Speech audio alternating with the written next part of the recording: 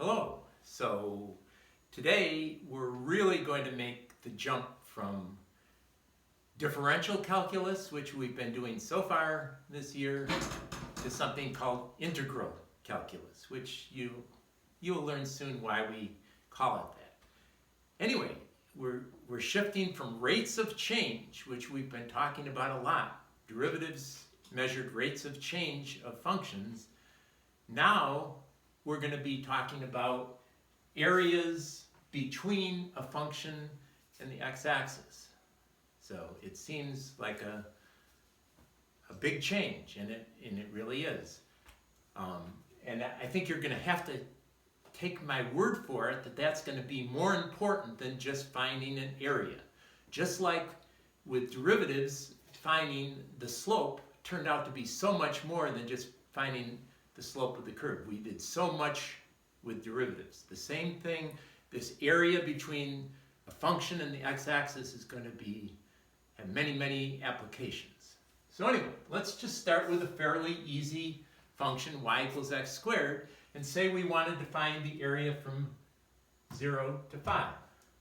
Well, we're going to kind of copy a method from way back, over 2,000 years ago, when Archimedes, the great Greek mathematician, was trying to find areas under figures other than figures that just were made up of straight lines, like triangles and rectangles. And he tried to measure areas within curved surfaces. We're going to use a similar type method where we're going to use geometrical figures that we know the area of to try to approximate. So for instance, if I want to know all this area between x squared and the x-axis from 0 to 5, I could use a rectangle.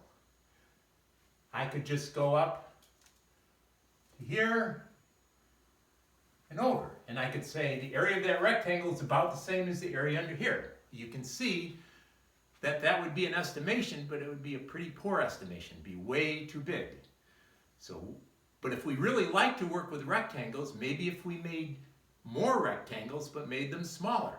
So since we're going from 0 to 5, I decided to break it up into 5 rectangles, because rectangles are just length times width. So we just do 5 calculations. And I decided, at least this first time, to always in each interval start over at the right to get the height. So from 0 to 1, I went over to the right and took a height. And I did the same thing at 2, and at 3, and at 4, and at 5. And then we just have 5 rectangles. And we notice that the width of every one of them is just 1, so that makes that part easy. And then the height, you plug 1 into x squared and get 1. You plug 2 into x squared and get 4, 9, 16, 25, and we get 55 square units. That would be an estimate. And you can see we're a lot better off, but we still do have all this air up here. So I'm thinking 55 is a little bit on the high side of our area. Now, I'm going to call this something, what we just did. It was an approximation of area using rectangles, and there were 5 of them. And each time I went as far to the right as I could to find the height in every interval. So I'm going to call it, because I went to the right, a right rectangular approximation method. Don't worry too much about the name. I just wanted to be able to call it something. And I used 5 rectangles. So I'm going to call it an RAM5. Right rectangular approximation method with 5 rectangles. But since that was too big, I said, I wonder what you could do if instead of going to the right, we went to the left. So in every interval, like from 4 to 5, I'm going to go to the left to get my height. From 3 to 4, and then that's just straight across there because it's starting at the origin. So now we have this total area approximating, and it looks like it's going to be too small. And by the way, what am I going to call it? A left rectangular approximation method with 5. The right gave us 55. Let's see what the left gives us. Well, we still have 1 is the width in every rectangle, but now in this first one, there's no height. 0 squared is 0. The next one I have 1 squared, then 2 squared, then 3 squared, and then the last one is 4 squared. So like this one box right here has 16 square units in it. So basically I have the same thing, except I added a 0 and took away a 25. So this one is going to give us, if I take off 25, I just have 30. So I think what we found is the area under the curve is somewhere between 30 and 45. But I wonder if we could do something a little bit more accurate. Instead of using a left or a right, what if in every one of these intervals, I go to the midpoint? Like I went from 4 to 5, I went to 4.5 to get my height. Went over like this. Why is that nice? Because I'm getting a little bit of extra here, and I'm missing some here, so it might tend to counteract each other.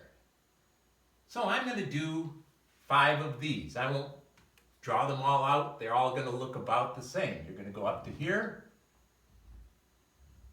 like that. So each one of them still is going to have a width of 1.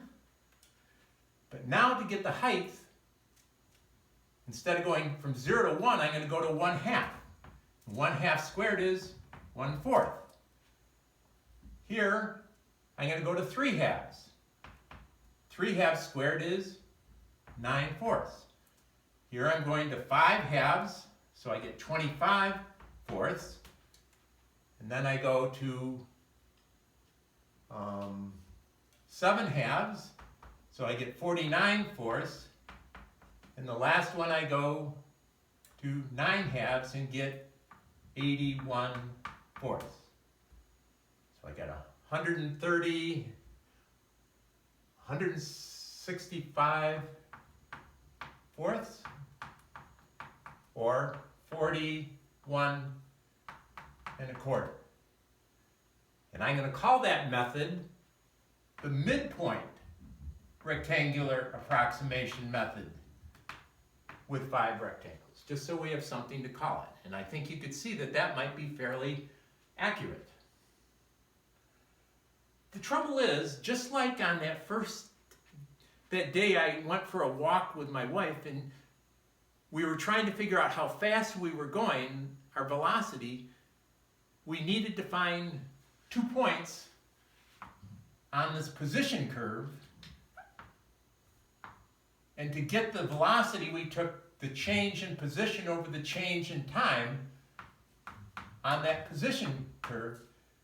But that only gave us an average velocity, and we really wanted to find an instantaneous velocity. So we weren't happy with our results, just like I'm not quite happy with any of these approximations. So what we did on our walk back then is we just kept bringing this point closer and closer, and we got an answer that was closer to the instantaneous velocity. So what I'm thinking here, when we went from 1 rectangle to 5, things got better. Maybe we can go to more rectangles, more than 5. So before we do that, we just have to take a quick break and go back to finding out some formulas that we might need when we get to this side. So these are just algebra. What do you get if you add 1 plus 2 plus 3 all the way up to n? Is there some kind of formula? Well, we're going to use a method used in the late 1700s by a man by the name of Johann Carl Friedrich Gauss. Certainly one of the most famous mathematicians of all time.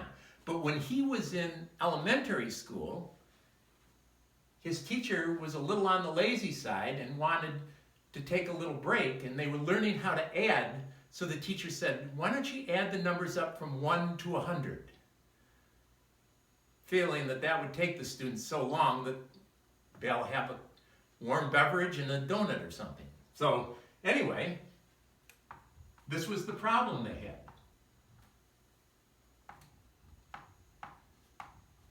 I'll skip all the middle numbers, but they had to add all of those up.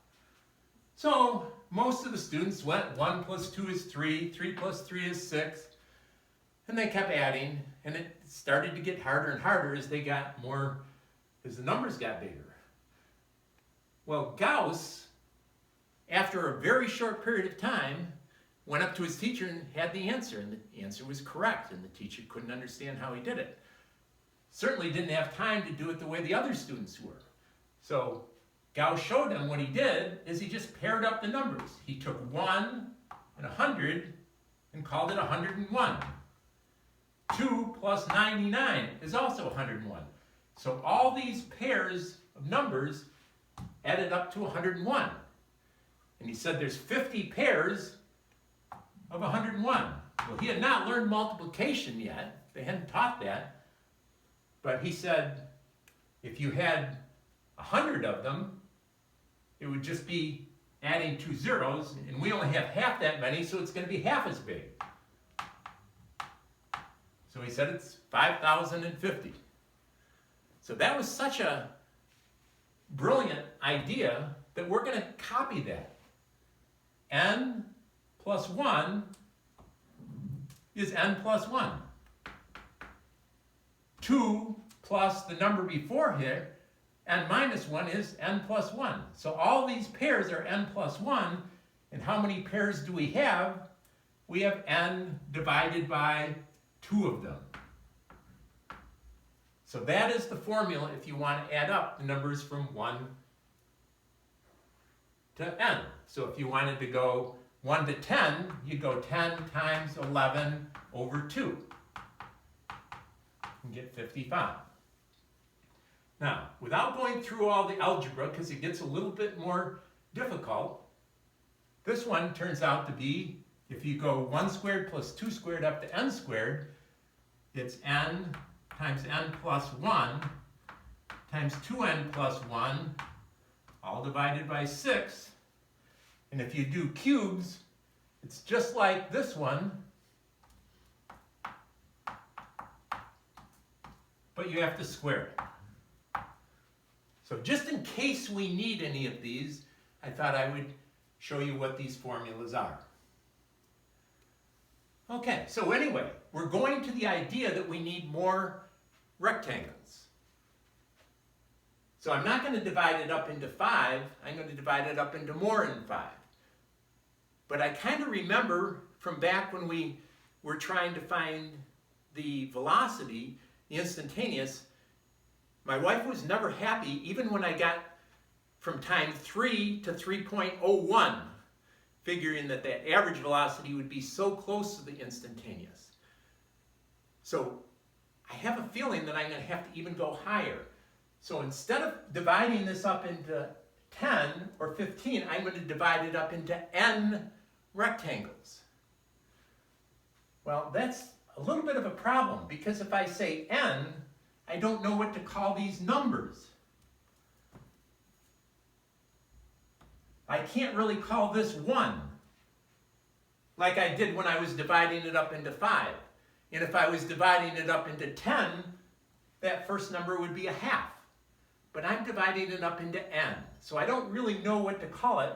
So what I'm going to call it is x1, x2, x3, until I finally get, since I have n of these, I'm going to get up to x sub n. And I'm going to call, besides being 0, I'm also going to give that the name x sub 0. And this number is both 5 and x sub n. And there's all these other x's in here. The one just before that would be x sub n minus 1. But we're just going to look at one of these to see what they kind of look like. So we're going to take the kth interval. This is the first interval, the second interval. We're going to go from x sub k minus 1 to x sub k. And now we're going to start making rectangles. And I liked going from the right. So we're going to use a right rectangular approximation method, but with n rectangles. So we're going to do an RAM n instead of an RAM 5. But instead of making all the rectangles, I'm just going to make this kth one right here and figure out what is the area of that kth rectangle. Well, we need a width and a height. Well, the width isn't too bad. If we divide these up evenly, we've got a total width of 5, and we're dividing it up into n rectangles. So each one is going to be 5 over n. And what is this height going to be? Since you're taking this value of x and plugging it into the function, that's going to be x sub k squared. It's f of x sub k, or just x sub k squared. And now, that's only one rectangle. I have to add up all n of them. Well, if you remember that Greek symbol for adding, the summation sign, we can just go from k equals 1 to n. So it starts out at k equals 1, and you get x sub 1 squared, which is this height, times 5 over n, and you get the first rectangle. By the time k gets to be n, you're getting this last rectangle over here. So, that now will get me the total area. The trouble is, I don't know what that number is. So, the trickiest part of this is figuring out what can I represent. Everything else is okay, but I don't know what to do algebraically with this x sub k. Well, x sub 0 is 0. To get to this number, what are you doing? You're going over this distance, which we know is 5 over n. So if this number is 0, this number is going to be 5 over n. And then you're going another distance of 5 over n over, so this is going to become 10 over n. And this is going to become 15 over n, because you keep going over 5 over n. By the time you get to x sub k, you've gone over k of those 5 over n's. So the actual value of this is going to be 5k over n. So I can put that in there, and now I'm able to do some algebra. Forgot to put the squared back in there. So anyway, what can I do? I can go 5 times 5 times 5.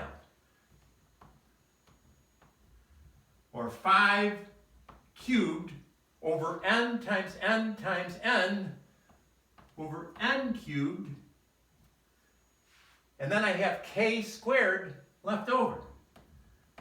And it's going from k equals 1 to n. Well, the only variable in this summation is k. And since you're just adding up a bunch of numbers, you can basically factor out any constants. And as far as this summation is concerned, this is just a constant. So I can take the 5 cubed over n cubed out front, and then I'm left with adding up 1 squared plus 2 squared plus 3 squared up to n squared. That's why we learned those formulas. Because now I can take the 5 cubed over n cubed and multiply by what we know this summation is from algebra. It's n times n plus 1 times 2n plus 1 all over 6. And I've got an expression now that I can plug n into and get what that approximation of the area is. So, just to make sure I didn't make some kind of mistake, I plugged 5 into this. And what should I have gotten? The same 55 we did when we did an RAM 5. And sure enough, that's what we got. So then I tried it with 10. And I got 48 and 1/8. I just put it on the calculator.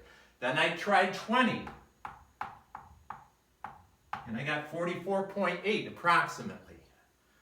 And then I tried it with 50 and got 42.9. So right there, that's an RAM 50. We've actually taken 50 skinny rectangles.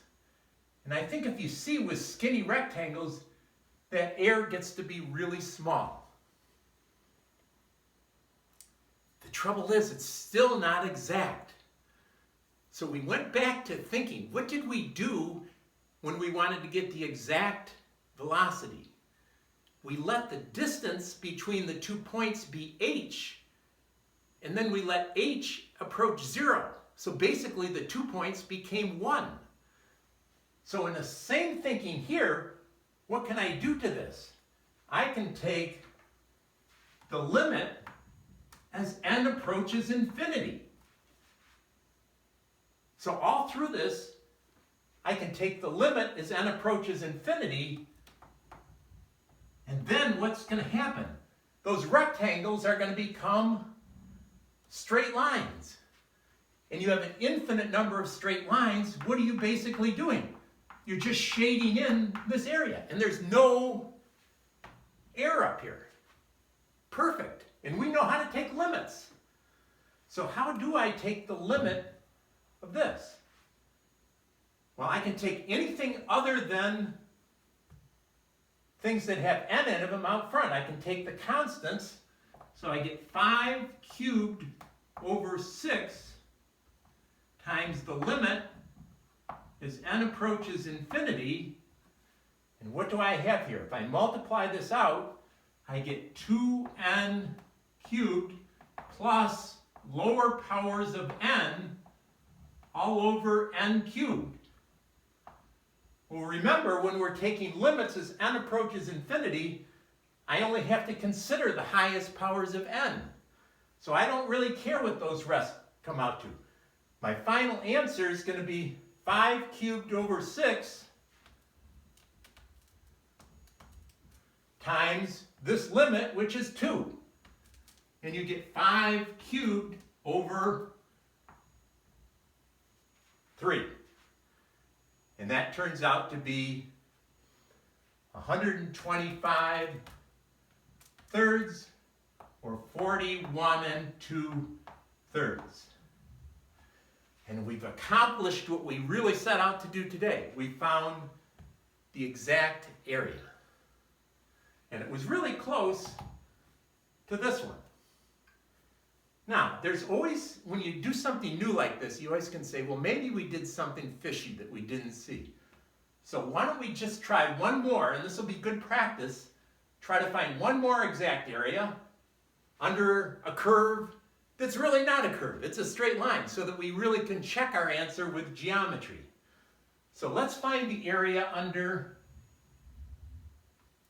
the curve y equals 3. The function y equals 3x plus 2 from 0 to 4. This big trapezoid in here. So we're going to do the same thing, but I'll do it a little bit faster this time. I'm going to divide this up into n rectangles. So I'm going to call this x sub 0, x sub 1, all the way up to x sub n. I'm going to look at this kth rectangle here. from x sub k minus 1 to x sub k. And I'm going to say, what's the width of this rectangle? Well, I'm taking the total width of 4 and dividing it up into n. So each one is 4 over n is a width. And what's the height? The height, if you put x sub k into this function, you get 3x sub k plus 2. And then we're going to just add up from k equals 1 to n. And then, ultimately, we're going to take the limit as n approaches infinity to get the exact area. And as you can see, the x sub k is what gives us a problem. So we're going to do it similarly. This is 0. This first number, x sub 1, is going to be 4 over n. The next one is going to be 8 over n. By the time you get to x sub k, this is going to be k times 4 over n, or 4k over n. So in place of x sub k, I'm going to put 4k over n. Well, let's see what the algebra looks like now. We're still going to have this. Now we're going to multiply through this 4 over n. So we get 4 times 3. 48k over n squared. And then I distribute this and I get 8 over n. And eventually we're going to take the limit then. Now with summations, you're just adding numbers. It doesn't matter the order you do this. So you could take the summation of the first one plus the summation of the second one. All of these are from k equals 1 to n. And since k is the variable in that summation, we can take the 48 over n squared out front. And what do we have? If we take the 48 over n squared out front, we just have the summation from k equals 1 to n of k. Well, that was the one Gauss figured out. That one is just n times n plus 1 over 2. Now on this one, I can take everything out front. I can take all 8 over n out front because it doesn't have anything to do with k. And then I just am adding up 1. Well, I don't need a formula for this. What do you get when you add up 1 plus 1 plus 1 n times? You get n.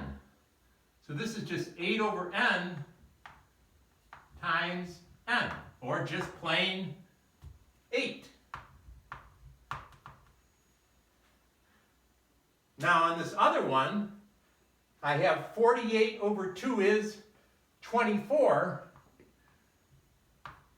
And then I have n squared plus n over 2, or n squared plus n over n squared.